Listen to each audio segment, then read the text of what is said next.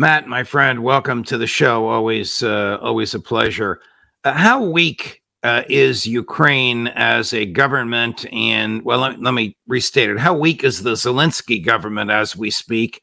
And how weak is the military as we speak? Thanks for having me back on, Judge.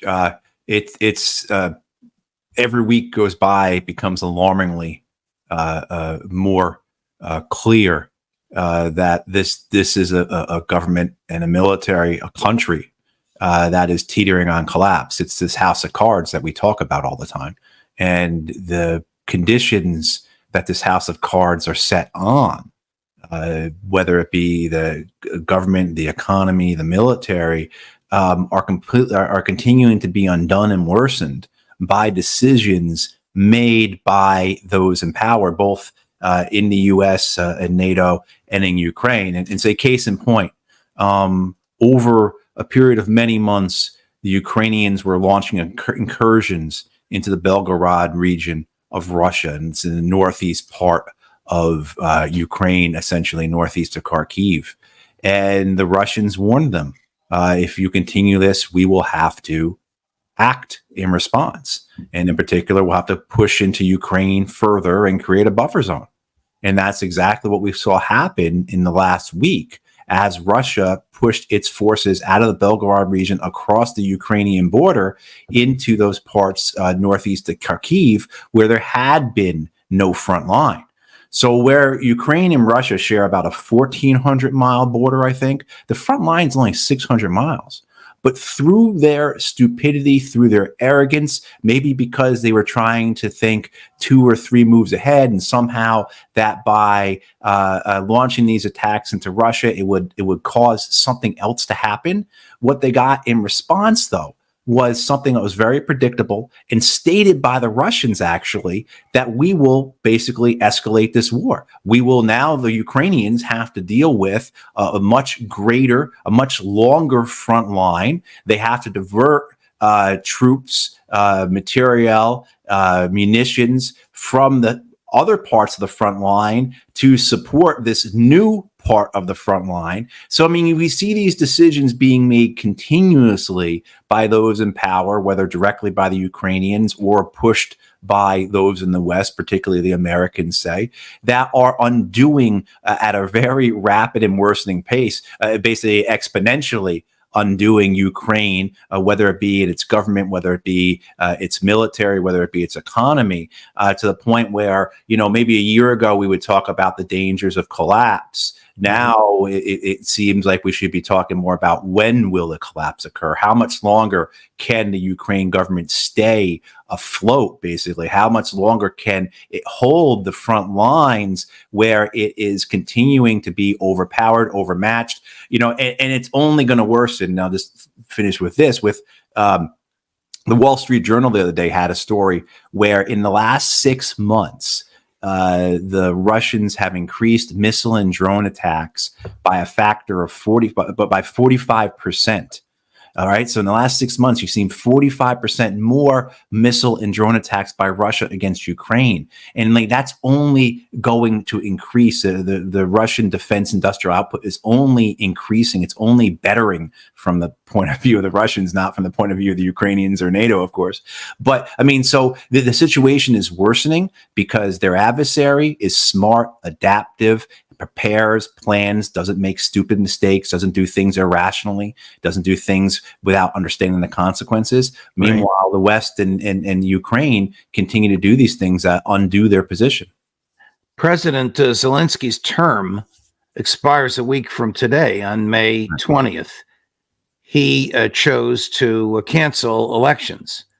Do you have any idea what will happen on the 21st? Who will be in charge of the government, and whether military officials would listen to whoever is in charge? Would it be Zelensky staying on?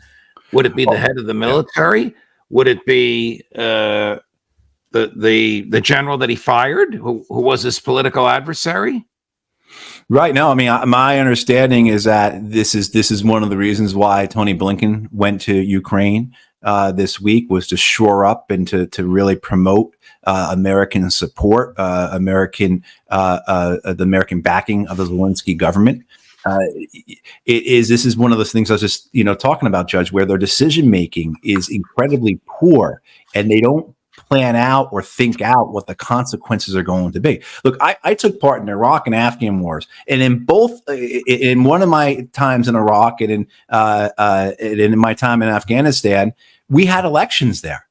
I mean, and the dangers, and I was involved, not so much in Iraq. Well, yes, I was in Iraq. In both Iraq and Afghanistan, I was very much involved in the election process there, and saw how corrupt it was and fraudulent it was, everything. But at least it provided that veneer, right? It supported a narrative that what the Americans were doing there was supporting or implementing or promoting democracy. I mean, that's all BS. But regardless, what you've done here by not having the elections in Ukraine, and you certainly could have the elections in Ukraine. Of course, you're not going to have the elections in the Russian-controlled territories. But you know what? Since 2014, you haven't had elections in Russian-controlled Crimea or Right. parts of eastern Ukraine that the Russians or their allies in eastern Ukraine were controlling. So, I mean, so it's an argument without any merit that we can't do it because part of the country is occupied. Meanwhile, in Afghanistan and Iraq, there is much greater danger to the polling places. If you're afraid the Russians are going to attack the polling places,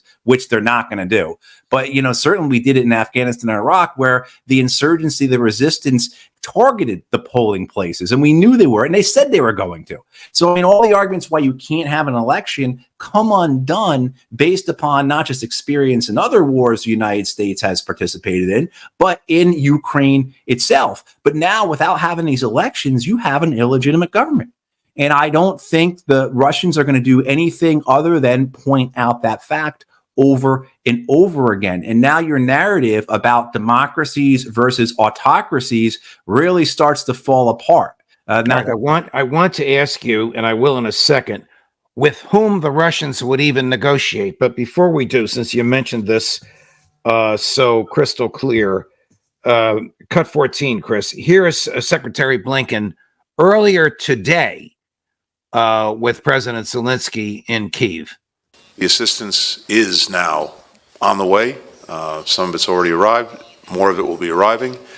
And that's going to make a real difference against the ongoing Russian aggression on the battlefield. And we're determined, along with many other partners for Ukraine, to make sure that you succeed on the battlefield. We're equally determined that over time, Ukraine stands strongly on its own feet, militarily, economically, democratically. A strong, successful, thriving, free Ukraine is the best possible rebuke to Putin and the best possible guarantor for your future. And for all of that, the United States is and will remain a committed partner. As I'm watching that, I thought of three things, one of which Chris, my executive producer, pointed out. That was a 3-camera shot. That looked like Fox News had put it together. I'm not being critical of Fox, but it was that caliber of shot. That was far more gracious and elegant with the moving of the camera than anything Tony Blinken gets when he speaks at the State Department. The second thing I thought of is Henry Kissinger. It is dangerous to be America's friend. It is dangerous to be America's enemy. It is fatal to be America's friend. And here's Blinken, a successor to Kissinger, making these comments. The third thing I thought of is what I said before we ran this. I plan to ask you, with whom would Putin negotiate? Will the U.S., notwithstanding what Blinken just said, engage in regime change to facilitate negotiation? Would they overthrow Zelensky?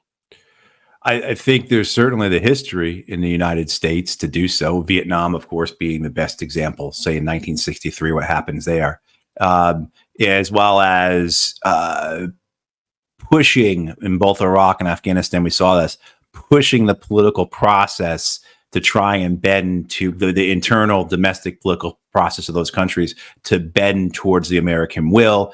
In Iraq, it wasn't ever really, they're never really able to do that to a degree. But in Afghanistan, they were, in terms of making sure Ghani was the one who replaced Karzai. I was there for that election. I saw how completely fraudulent it is. I mean, just a quick story on just how the United States will do whatever it takes to make sure these elections or whatever type of democratic process they'll determine to be necessary to make such a regime change palatable. I ended up on an Afghan military base in 2009, and so I guess it was with Karzai's reelection, and watching Afghan soldiers stuff ballot boxes, right? And when I reported that to the embassy, it was basically, we're just going to make pretend you never told us this. That was the way it works. And so the willingness of the United States to do whatever is necessary should not be doubted. I'll also say with Tony Blinken's statements there, that is literally a find and replace job on any of the speeches that his predecessors would have given in Iraq and Afghanistan. How we stand firm. We're looking forward to seeing an independent, successful, vibrant Iraq, an independent, successful, prosperous Afghanistan. This is the best rebuke to illiberal jihadism, to Al-Qaeda, to bin Laden, et cetera, et cetera, et cetera. So we've seen this over and over again. They are pulling from the playbook they've used before. And I think, sometimes just literally pulling the same speeches and just find and replace, key words, Iraq for Ukraine. But who would the Russians negotiate with? And the Russians know this. The Russians would negotiate with the U.S., regardless of whoever's sitting in that chair there. And I think that's what the American presence is saying right now, particularly with Blinken showing up, is that anyone who wants to remove Zelensky from power will have to do it in spite of us. So Americans, I think, are showing clearly that as bruised, as battered, as much as Zelensky does need to go, he is our man here. And until we say otherwise, he is the person, regardless of whether he's legitimate or not. And I can't stress enough how much this decision not to hold elections in Ukraine has very much undermined whatever little narrative that anyone actually believed in this war, which there are some circles that do.